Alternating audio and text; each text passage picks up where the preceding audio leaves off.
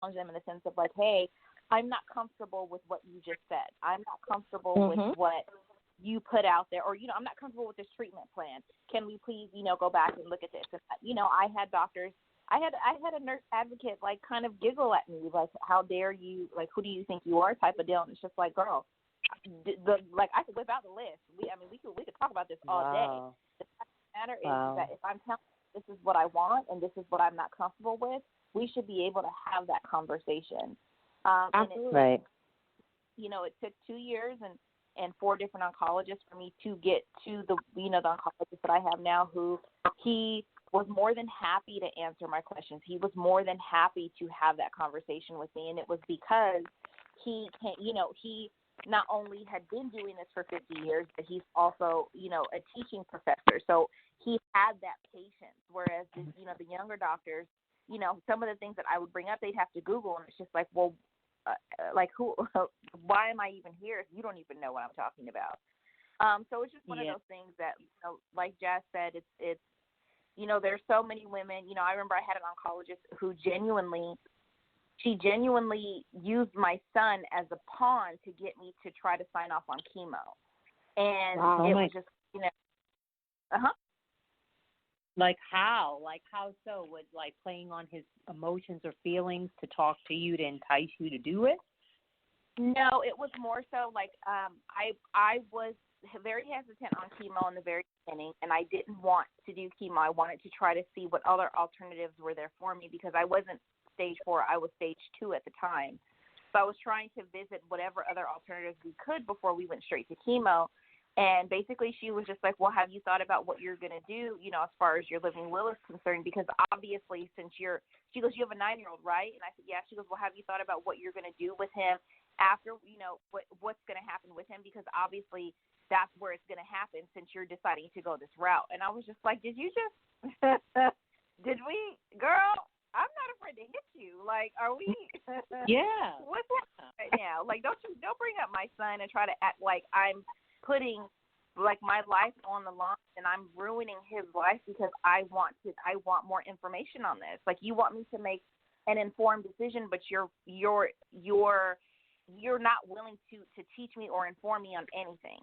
So I'm completely uneducated in this, and you want me to make a very serious and informed decision based on no information being other than your professional opinion. No.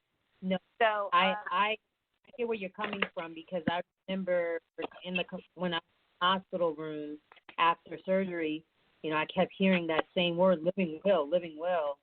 And I'm high off of anesthesia and oxy and pain meds. Like, do not come in here asking me questions, and I'm not even 100% coherent. So I totally empathize with you because this has been a very traumatic experience. Like, I want to shoot a movie after this, Like, this is crazy. Right.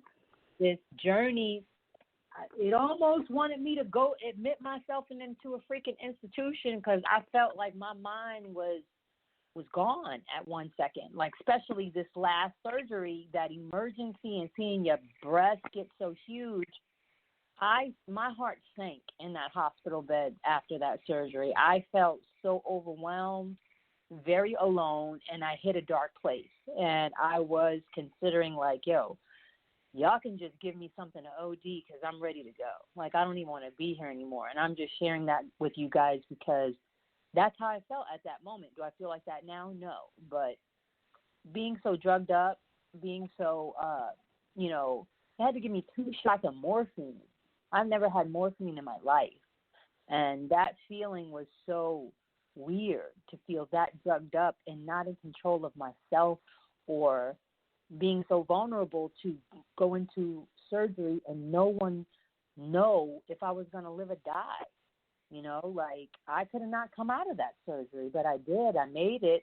And I think that's why I air myself the next day to say, hey, surgery was a success because I need for somebody to know, hey, I'm in this hospital and I'm okay.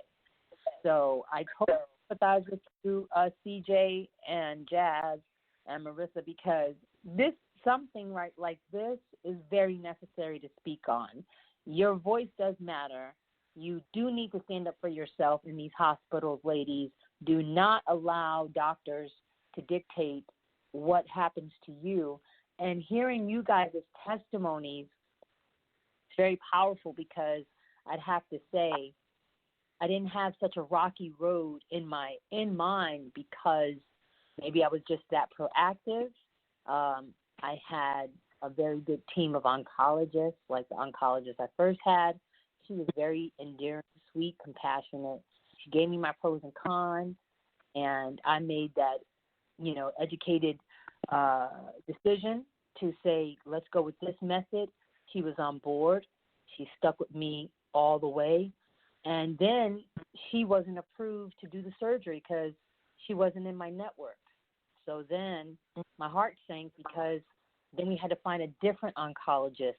And thankfully, when we found her, she was on board. But then I had to travel to Tacoma, Washington, because my living situation became unstable and I couldn't remain in Raleigh.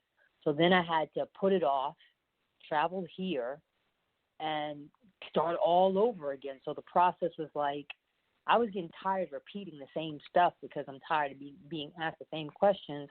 But then I had to slow it down and be reminded, these are a new team of people, and they don't know who you are yet. And so I would have to say, thank God, being treated at the Madigan Army Medical Center has been a good experience up until that ER incident. And I am reporting that woman. I don't care. That's my right to report her. I feel like I need to, because if I have to be that voice to talk to other women to say, don't let anybody shit on your feelings. Do not let other women intimidate you. And what you're feeling, feel that. If you're sad, feel that. If you are embarrassed, feel that. And when you are ready to speak up, do it. Do not let these people dictate your life. And I cannot impress that on you ladies tonight. Do not sit still and be idle when it comes to your health, because nobody will care if you don't. Thank you, CJ, for your testimony, and Jazz and Marissa. We have any last words for this evening for you ladies? Because I don't want to keep you guys all night, because I think we could all go on and on. Final thoughts from Marissa and Jazz. Any final thoughts for this evening, if you had to have your final thoughts for tonight? I would say, thank you for everybody for tuning in. We appreciate you as always. And if you would like to share your story with us, please go on to the website, breastofus.com/share to share your story. You can always email us at hello@breastofus.com to let us know that you want to share your story with us. Or, hey, if you're on Instagram, Facebook, or Twitter, slide into our DMs. We like that as well. But just let us know if there's something you want to talk about, or if you need a prompt from us to kind of get you going, just let us know, and we would love for you to share your story on the site. And make sure that you are following us at all three of our social media, Breast of Us on Twitter, For the Breast of Us on Instagram, and For the Breast of Us on Facebook, and join in on the conversations that we're having. Nice. Thank you, Marissa. And just a disclaimer, brothers, she says slide in the DM, and that's just for breast cancer. Not slide in my DM asking for a date, because, she's single now. So I'm putting that out there for my sister to have her back. You don't want no nonsense, no funny business, no hey there, girl. Send your respects to these women, because I told them to slide into my business page DMs. Nobody should be sliding into my personal DMs. I'm going to close those down in a minute anyway. So, all right. I just had to have you back, because I know sometimes it goes down in the DM, and we don't need nothing going down unless it's for okay, people. Jazz, any final thoughts for tonight? No, I just want to thank you again, and thank all the ladies that took the time to call in. We really appreciate it. And we're excited for the future for the Breast of Us. And not just contact us if you want to share your story, but if you also know of any resources, things that you learned along the way, share that with us too, so we can share with other women. Yes, thank you, ladies. Thank you, Alexia, Kelsey, CJ, Tisha, and my sister, area code 586-7687. Tell me your name and where you're calling from again. Kendra McClary, Metro Detroit, dealing with metastatic stage 4. And Kendra, you have any final thoughts or final words for the ladies for the breast of us you want to say? Oh, I had so much to say during everything.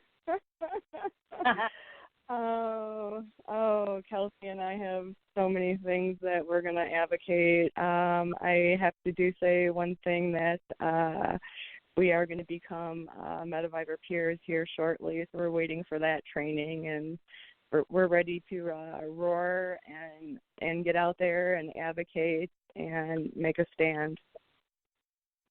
Thank you, Kendra. I got your name Yes. now. I wrote it down. Forget. And Okay. thank you for making your comments. Also, ladies, be advised, if you guys want to know more information about these trainings, please contact the ladies for the breast of us. If you want information on how to become an advocate or how you can get certified to do what these ladies are doing, because like Jazz said, they're not healthcare professionals. They are just survivors of this that we call breast cancer, and they have been empowered with information to share to you all that are listening tonight. So if you have any questions for the ladies, anything whatsoever, please go to their DM and find out more about what they're doing. Ladies, thank you so much for being on the show tonight. And let's do this next month. Let's follow up with a conference call. I'm going to let you ladies take the lead on that. Next month, Breast Cancer Awareness Month. I want the ladies to come in once a week and to be a voice for this cause. So, ladies, I will be contacting you so we can get this running for next month. Is that cool? Sounds good. Awesome. So, this is Ty Jones with the ladies of For the Breast of Us, Marissa and Jasmine. Follow them on their website. Website that you can follow them on is breastofus.com, as well as Twitter, Instagram, and Facebook For the Breast of Us. And if you need more information, you can also just send me a DM. It's Love Jones Ty on Instagram. And I want to thank you, ladies, for just being my comfort, my sisters, and we are not done yet. We're just getting started, okay? Okay. Good night. All right. Thank you. Good night. And taking us out of here, ladies, we're going to listen to some Eve, the R&B rock star. He likes his women thick and curvy. Let's get into that while we sign off. This is your girl, Love Jones Ty. Thank you and good night.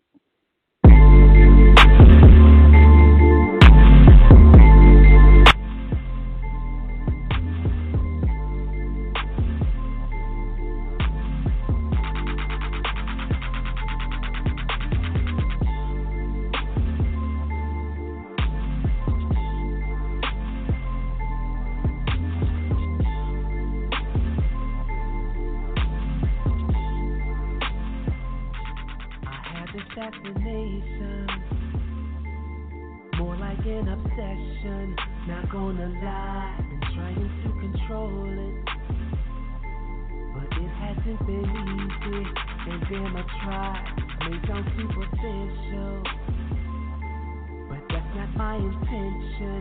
Just gotta say, this physical attraction that's got me captivated won't go away, and every time I see it, I want it, gotta have it. I know exactly what it is I want, like all the other fellas, I'm checking, but no disrespecting. I gotta keep it real, not one to front.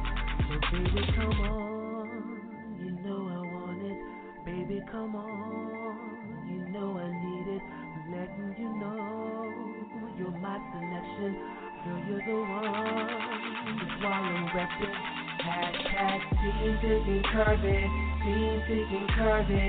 Team thick and curvy. Team thick and hashtag team thick and curvy. see if it can curb it.